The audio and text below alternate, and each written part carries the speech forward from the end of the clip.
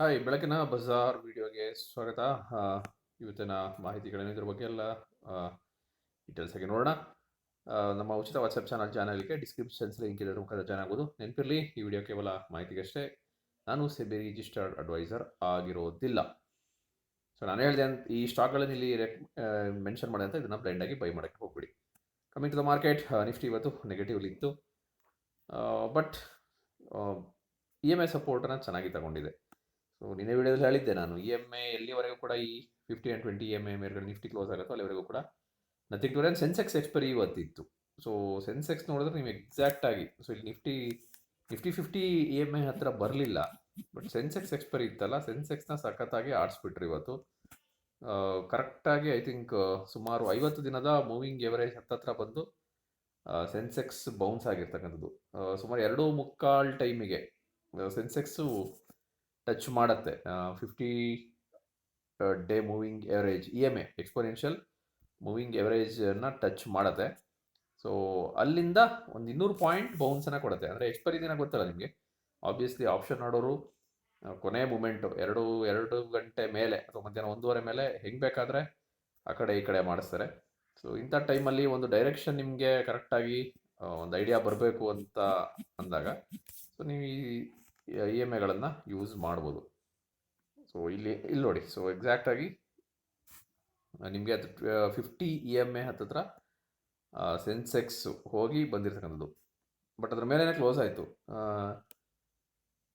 But break ಆಗಿತ್ತು, 50 EMIನ break ಆಗಿತ್ತು, but again ಅಲ್ಲಿಂದ ಜಂಪ್ ಆಯಿತು. ಸೆನ್ಸೆಕ್ಸ್ ಇವತ್ತು ಲೋ ನೋಡಿದ್ರೆ ನಿಮಗೆ 73,674 ಕ್ಲೋಸ್ ಆಗಿರೋದು, ಬಟ್ 73,516 ಸೆನ್ಸೆಕ್ಸು ಲೋ ಇವತ್ತು. ಬಟ್ ಬ್ಯೂಟಿಫುಲ್ ಆಗಿ ಮೇಲ್ಗಡೆನೆ ಕ್ಲೋಸ್ ಆಗಿದೆ. ಅದು 50 ದಿನದ ಮೂವಿಂಗ್ ಎವರೇಜ್ ಮೇಲೆ ಸೆನ್ಸೆಕ್ಸ್ ಕೂಡ ಕ್ಲೋಸ್ ಆಗಿದೆ. FIಗಳು ಇವತ್ತು ಕೂಡ ಬೈಯಂಗಿಲ್ಲಿದ್ರು. ಸೊ ಡೆಫಿನೆಟ್ ಆಗಿ ಮಾರ್ಕೆಟ್ ಸ್ಟ್ರಾಂಗ್ ಬೈ ಆನ್ ಡಿಪ್ಪಲ್ಲಿ ಇರ್ತಕ್ಕಂಥದ್ದು. ಇನ್ನು ನಾನು ಅನಲೈಸ್ ಮಾಡಿರ್ತಕ್ಕಂಥ ಕೆಲವು ಶೇರ್ಗಳು ಏನೇನಾದ್ರು ನೋಡ್ತಾ ಹೋಗೋಣ. ಸೊ ನಾನು ನಿಮಗೆ ಇನ್ಫೋಬೀನ್ ಟೆಕ್ನಾಲಜೀಸ್ ಈ ಹಿಂದಿನ ವಿಡಿಯೋದಲ್ಲಿ ಮಾಹಿತಿಯನ್ನು ಕೊಟ್ಟಿದೆ. ಸೊ ಇನ್ಫೋಬೀನ್ ಟೆಕ್ನಾಲಜೀಸು ಮತ್ತೆ ಕನ್ಸಲ್ಟೇಷನ್ ಮೋಡಲ್ಲಿದೆ. ಮಂತ್ಲಿ ಚಾರ್ಟ್ ಬೇಡ, ಸೊ ಡೈಲಿ ಹಾಕೋಣ. ಡೈಲಿ ಹಾಕಿದಾಗ 895ಕ್ಕೆ ಕ್ಲೋಸ್ ಆಗಿದೆ. ಸೊ ಕನ್ಸಲ್ಟೇಷನ್ ಮುಂದುವರೆದಿದೆ. ಮಾರ್ಕೆಟ್ ಬಿದ್ದರು. IT ಶೇರ್ಗಳಲ್ಲೇ ಇವತ್ತು ಭಾಳ ಖುಷಿ ತಗೊಂಡ್ರು ಕೂಡ ಇನ್ಫೋಬೀನ್ ಏನು ಬಿದ್ದಿರಲಿಲ್ಲ. ಏನು ದಿಕ್ಸಾನ್ ಕೂಡ ಅಂತಹ ಕುಸಿತ ಏನು ಕಂಡಿರಲಿಲ್ಲ ಮಾರ್ಕೆಟ್ ರಿಯಾಕ್ಷನ್ಗೆ ನೋಡಿದ್ರೆ. ಬಟ್ ಸ್ಟಿಲ್ 20 ಮತ್ತು 50 EMI ಒಳಗೆ ಲಾಕ್ ಆಗಿದೆ Dixon. So we need a decisive break above 50 day moving average. ದಿಕ್ಸಾನಲ್ಲಿ ಅಪ್ಪರ್ ಟ್ರಜೆಕ್ಟ್ರಿ ಮತ್ತೆ ಮುಂದುವರಿಬೇಕು ಅಂತ ಆದರೆ ಬಟ್ ಟೈಟಲಿ ಕನ್ಸಾಲಿಡೇಷನ್ ಆಗ್ತಿದೆ ದಿಕ್ಸಾನ್. ಮುಂದಿನ ಒಂದು ದಿನಗಳಲ್ಲಿ ನೋಡೋಣ ಏನಾಗುತ್ತೆ ಅಂತ. ಇನ್ನು ಕೈನಾಸ್ ನಿನ್ನೆ 50 ದಿನದ ಮೂವಿಂಗ್ ಎವರೇಜ್ ಮೇಲೆ ಕ್ಲೋಸ್ ಆಗಿತ್ತು, ಬಟ್ ಇವತ್ತು ಸ್ವಲ್ಪ ಡೌನ್ ಇತ್ತು.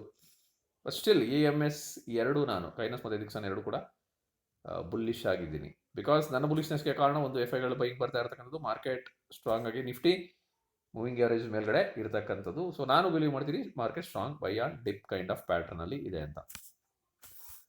ಇನ್ನು ಹೊಸದಾಗಿ ಇವತ್ತೊಂದಷ್ಟು ನೋಡ್ತಾ ಹೋಗೋಣ. ಆಲ್ ಟೈಮ್ ಸ್ಟಾಕ್ಸ್ ಯಾವುದು ಅಂತ. ನಾವಿವತ್ತು ಕೂಡ ಬಿಕಾಸ್ ಈ 1 ವರ್ಷ ನಮಗೆ ತುಂಬ ಪಾಠವನ್ನು ಕಲಿಸ್ತು ಮಾರ್ಕೆಟ್. ಹೇಗೆ ಸ್ಟಾಕನ್ನು ಸೆಲೆಕ್ಟ್ ಮಾಡೋದನ್ನೇ ದೊಡ್ಡ ವಿಚಾರ ಆಯಿತು.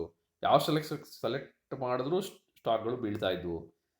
ಫಂಡಮೆಂಟಲ್ಸೇ ಇವತ್ತೊಂದು ಎಲ್ಲ ಒಂದು ಕಡೆ ಈ ಥರ ಓದ್ತಾ ಇದ್ದೆ. ಫಂಡಮೆಂಟಲ್ಸ್ ಅಷ್ಟೆಲ್ಲ ತಲೆ ಕೆಡ್ಸ್ಕೊತೀವಿ, ಬಟ್ ನಿಜವಾಗ್ಲೂ ಒಂದು ಹೆಂಗೆ ಯಾರು ದುಡ್ಡು ಮಾಡ್ತಾರೆ ಅಂತ ಹೇಳಿದ್ರೆ, ಈ ಬುಲ್ ಮಾರ್ಕೆಟ್ ಸ್ಟಾರ್ಟ್ ಆಗೋ ಟೈಮಲ್ಲಿ ಎಂಟ್ರ್ ಆಗೋದು, ಬೇರ್ ಮಾರ್ಕೆಟ್ ಬರೋ ಟೈಮಲ್ಲಿ ಎಕ್ಸಿಟ್ ಆಗೋದು. ಬಟ್ ಕಷ್ಟ, ಅದು ಡೆಫಿನೆಟಾಗಿ ಕಷ್ಟ.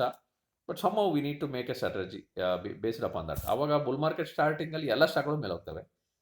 ಒಂದ್ಸರಿ ಬೇರ್ ಮಾರ್ಕೆಟ್ ಬಂತಂದ್ರೆ ಎಲ್ಲವೂ ಬೀಳ್ತವೆ. ಐದರ್ ಫಂಡಮೆಂಟಲಿ ಸ್ಟ್ರಾಂಗ್ಲಿ ವಾಟ್ ಎವರ್ ಎಲ್ಲ ಕೂಡ ಫಾಲ್ ಆಗ್ತವೆ. ಇನ್ನು ಇವತ್ತು ನೋಡಿ quality pharma, I think results ಕೂಡ ಚೆನ್ನಾಗಿದೆ ಅಂತ ಅನ್ಕೋತೀನಿ. ಕ್ವಾಲಿಟಿ ಫಾರ್ಮದ್ದು ಆಲ್ ಟೈಮ್ ಹೈನ ಕ್ವಾಲಿಟಿ ಫಾರ್ಮಾ ಹಿಟ್ ಮಾಡಿದೆ. ಸೊ KPL ಚಾರ್ಟ್ ನೋಡ್ತಾ ಹೋಗೋದಾದರೆ ಕ್ವಾಲಿಟಿ ಫಾರ್ಮಾಸ್ಯೂಟಿಕಲ್ಸ್ ಆಲ್ ಟೈಮ್ ಹೈನ ಹಿಟ್ ಮಾಡಿದೆ. ಸೊ ಡೇಲಿ ಒಳ್ಳೆ ವಾಲ್ಯೂಮ್ ಇದೆ. ಬಟ್ ನಮಗೆ ಡೇಕ್ಕಿಂತ ಮಂತ್ಲಿ ಫ್ರೇಮಲ್ಲಿ ನೋಡೋಣ ಏನು ಬ್ರೇಕ್ ಮಾಡಿದೆ, ಯಾವಾಗಿನ ಹೈನ ಇದು ಬ್ರೇಕ್ ಮಾಡಿದೆ ಅಂತ ಒಂದ್ಸರಿ ಚೆಕ್ ಮಾಡೋಣ. ಕ್ವಾಲಿಟಿ ಫಾರ್ಮಾ ಸ್ವಲ್ಪ ಲೋಡ್ ಆಗಲಿಕ್ಕೆ ಟೈಮ್ ತಗೊಳುತ್ತೆ ಇದು ಟ್ರೇಡಿಂಗ್ ವ್ಯೂ. ಬಟ್ ಅದಾದ ಒಂದ್ಸರಿ ನೋಡ್ತಾ ಹೋಗೋಣ. ಆಮೇಲೆ ಯಾವ್ಯಾವ ಸ್ಟಾಕ್ಗಳು, ಅವಂತಿ ಫೀಡ್ಸ್ ಅಂತೂ US ಟ್ರೇಡ್ ಡೀಲ್ ಆದಮೇಲೆ ನಾನ್ ಸ್ಟಾಪ್ ಆಗಿ ರನ್ ಕೊಡ್ತಾ ಇರ್ತಕ್ಕಂಥದ್ದು. ಸೊ ಈ ಲೆವೆಲ್ಗಳಲ್ಲಿ ಎಂಟ್ರ್ ಆಗೋದು ಕಷ್ಟ ಆಗ್ತದೆ. ಈ ಲೆವೆಲ್ಗಳಲ್ಲಿ ಅವಂತಿ ಫೀಡ್ಸ್ ಡೆಫಿನೆಟ್ ಆಗಿ ಕಷ್ಟ ಆಗುತ್ತೆ. ನಾನು ಇಂಡಿವಿಜುವಲ್ ಎಲ್ಲದೂ ಚಾರ್ಟ್ ತೋರ್ಸೋಕ್ಕಲ್ಲ, ಬಟ್ ಕೆಲವೊಂದಷ್ಟು ಚಾರ್ಟ್ಗಳನ್ನು ನೋಡೋಣ ಏನಾಗಿದೆ ಅಂತ. So quality pharmaceuticals yes load ಆಯಿತು. ಡೇ ಫ್ರೇಮಲ್ಲಿ, ಮಂತ್ಲಿ ಫ್ರೇಮಲ್ಲಿ ನೋಡೋಣ. ಮಂತ್ಲಿ ಫ್ರೇಮಲ್ಲಿ ಏನಾಗಿದೆ ನೋಡೋಣ. ಎಸ್, ಕ್ವಾಲಿಟಿ ಫಾರ್ಮಾ ನೋಡಿ, ಲಾಸ್ಟ್ ಟೈಮ್ ಒಂದ್ಸರಿ ಒಂದು ಬ್ರೇಕ್ಔಟ್ ಕೊಟ್ಟಿತ್ತಿದ್ದು. ಯಾವಾಗ ಅಂತ ಹೇಳಿದ್ರೆ ನಿಮಗೆ ಬ್ರೇಕ್ಔಟ್ ನೋಡ್ತಾ ಹೋಗೋದಾದ್ರೆ ಎಸ್, ಜುಲೈಯಲ್ಲಿ ಬ್ರೇಕ್ಔಟ್ ಕೊಟ್ಟಿತ್ತು. ಮತ್ತೆ ಇವಾಗ ಸ್ಟ್ರಾಂಗ್ ಆಗಿ ಕ್ಲೋಸ್ ಆಗಿದೆ, ಸೂಪರ್ ಸ್ಟ್ರಾಂಗ್ ಆಗಿದೆ ಕ್ವಾಲಿಟಿ ಫಾರ್ಮಾ. BSL ಮಾತ್ರ ಇರ್ತಕ್ಕಂಥ ಶೇರ್ ಇದು. 2021 ಲೆವೆಲ್ಗಳನ್ನು ಬ್ರೇಕ್ ಆಗಿತ್ತು ಆಲ್ರೆಡಿ. 1130 ಲೆವೆಲ್ಗಳಲ್ಲಿ ಇತ್ತದು 2021ರಲ್ಲಿ. But this is a very strong signal quality pharma. Result ಒಂದ್ಸರಿ ನೋಡೋಣ ಏನಿದೆ ಅಂತ. ರಿಸಲ್ಟ್ 24 ಇದೆ PE, so good PE. And earning, yes definitely earning pickup ಆಗಿರೋದು. December quarter one of the highest sales and highest ಪ್ರಾಫಿಟನ್ನು ಪೋಸ್ಟ್ ಮಾಡಿರ್ತಕ್ಕಂಥದ್ದು quality pharma. So definite ಆಗಿ momentum is very very strong buy and dip candidate quality pharma.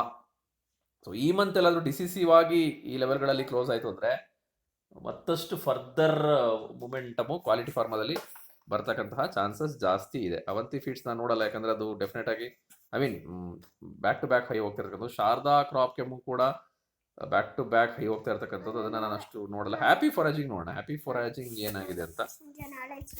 Happy Forging, so Happy Forging ಏನಾಗಿದೆ monthly ಫ್ರೇಮಲ್ಲಿ ನೋಡೋಣ. Daily ಫ್ರೇಮಲ್ಲಿಗಿಂತ monthly ಫ್ರೇಮಲ್ಲಿ all time high break ಆದಾಗ ನಾವು ಮಂತ್ಲಿ ಫ್ರೇಮಲ್ಲಿ ನೋಡಬೇಕಾಗತ್ತೆ.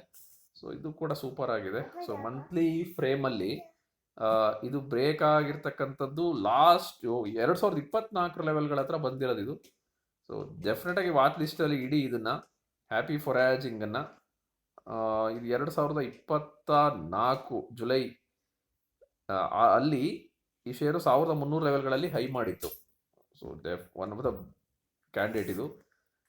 ಒಮ್ಮೆ ಫಂಡಮೆಂಟಲ್ಸ್ ಒಂದ್ಸರಿ ನೋಡ್ಕೊಂಬರೋಣ. ಇಲ್ಲಿ ಯಾವುದು ಸರಿ, ಜಸ್ಟ್ ಎ ಮಿನಿಟ್, ನಾನು ಹ್ಯಾಪಿ ಫಾರಾಜಿಂಗ್ ಒಮ್ಮೆ ನೋಡ್ಬಿಡ್ತೀನಿ ಅಂತ. ಸೊ 42 ಇರೋದು PE. ಯಸ್, ಅರ್ನಿಂಗ್ ಪಿಕಪ್ ಆಗಿರೋದು ಇರೋದು. So one of the highest ever profit and ಸೇಲ್ಸ್ನ ಪೋಸ್ಟ್ ಮಾಡಿರ್ತಕ್ಕಂಥದ್ದು. ಸೊ ಡೆಫಿನೆಟ್ ಆಗಿ ಎರಡು ಶೇರುಗಳಲ್ಲಿ, ಒಂದು KPL quality pharma and Happy Forging, ಎರಡು ಕೂಡ ಒಮ್ಮೆ ಫಂಡಮೆಂಟ್ ಅಥವಾ ಚಾರ್ಟನ್ನು ಅನಾಲಿಸಿಸ್ ಮಾಡಿ. ಕ್ವಾಲಿಟಿ ಫಾರ್ಮಾ ಅಂತೂ ಸೂಪರ್ ಬುಲಿಶ್ ಆಗಿದೆ. ಹ್ಯಾಪಿ ಫಾರಾಜಿಂಗ್ 24 ಲೆವೆಲ್ಗಳ ಮೇಲೆ ಕ್ಲೋಸ್ ಆಗಬೇಕಾಗಿದೆ. ಸೊ ಒಮ್ಮೆ ಚಾರ್ಟನ್ನು ನೋಡಿ ಸರಿಯಾಗಿ. ಸೊ ಇದಿಷ್ಟು ಇವತ್ತಿನ ವಿಡಿಯೋದಲ್ಲಿ ನಾನು ನೀಡಿದ ಮಾಹಿತಿಗಳು. ಮತ್ತೆ ನಾಳೆ ಸಿಗ್ತೇನೆ ಪೋಸ್ಟ್ ಮಾರ್ಕೆಟ್ ರಿಪೋರ್ಟ್ ಜೊತೆ. ನಮ್ಮ ವಾಟ್ಸ್ಆಪ್ ಚಾನಲ್ ಡಿಸ್ಕ್ರಿಪ್ಷನ್ ಇದೆ, ಅದನ್ನು ಜಾಯ್ನ್ ಆಗಿ. ಟೇಕ್ ಕೇರ್, ಶುಭರಾತ್ರಿ.